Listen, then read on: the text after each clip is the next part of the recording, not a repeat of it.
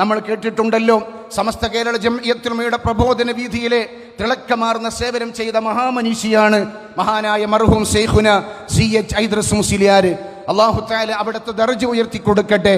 ബഹുമാനപ്പെട്ട ശൈഖുന സി.എച്ച്. ഐദ്രീസ് മുസ്ലിയാർ നവ്വറല്ലാഹു മർഖദ ഒരു ദിവസം രാത്രി പരിപാടി കഴിഞ്ഞ് പല വാഹനങ്ങൾക്കും കൈ കാണിക്കും. ഒരു വണ്ടിക്ക് കൈ കാണിച്ചപ്പോൾ വാഹനം നിർത്തി, വണ്ടിയിൽ കയറി അദ്ദേഹത്തിനോട് ഇങ്ങനെ അന്വേഷണങ്ങൾ നടത്തി. ആ സമയത്ത് ആ ഡ്രൈവർ പറഞ്ഞു, ഞാനിപ്പോൾ അത്ര നല്ല മൂഡിലല്ല ഉസ്താദെ, അതുകൊണ്ട് പിന്നീട് സംസാരിക്കാം. സി.എച്ച്. ഉസ്താദ് ഇയാളെ നോട്ട് ചെയ്യുകയാണ്. പിറ്റേ ദിവസം ബഹുമാനപ്പെട്ട ശൈഖുന സി.എച്ച്. ഐദ്രീസ് മുസ്ലിയാർ ഈ മനുഷ്യനെ തെരഞ്ഞ് അദ്ദേഹത്തിൻ്റെ അങ്ങാടിയിലേക്ക് പുതുപ്പറമ്പ് ടൗണിലേക്ക് ചെല്ലുകയാണ്.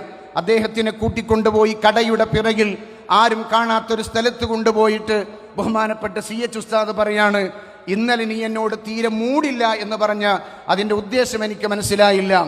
ഒരു നാസിഹി ചെയ്യേണ്ട ഏറ്റവും ഹിക്മത്തോടു കൂടിയുള്ള പ്രവർത്തനത്തിൻ്റെ മാതൃകയാണ് ബഹുമാനപ്പെട്ട ശൈഖുന സി.എച്ച്. ഐദ്രീസ് മുസ്ലിയാർ അവിടെ കാണിച്ചു തരുന്നത്. ഇദ്ദേഹത്തിനോട് പറയാണ്, നീ മൂടില്ല എന്ന് പറഞ്ഞ് എനിക്ക് മനസ്സിലായില്ല. അദ്ദേഹം തുറന്നു പറഞ്ഞു, ഉസ്താദെ ഞാൻ ഇന്നലെ കുറച്ച്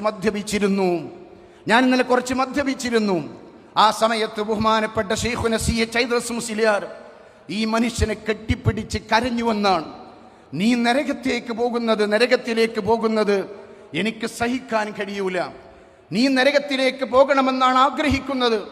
നീ നരകത്തിലേക്ക് പോകുന്നത് എനിക്ക് സഹിക്കാൻ കഴിയൂല എന്ന് പറഞ്ഞിട്ട് ബഹുമാനപ്പെട്ട ശൈഖുന സി.എച്ച്. ഐദ്രീസ് മുസ്ലിയാർ ഈ മനുഷ്യനെ കെട്ടിപ്പിടിച്ച് കരയുകയാണ്.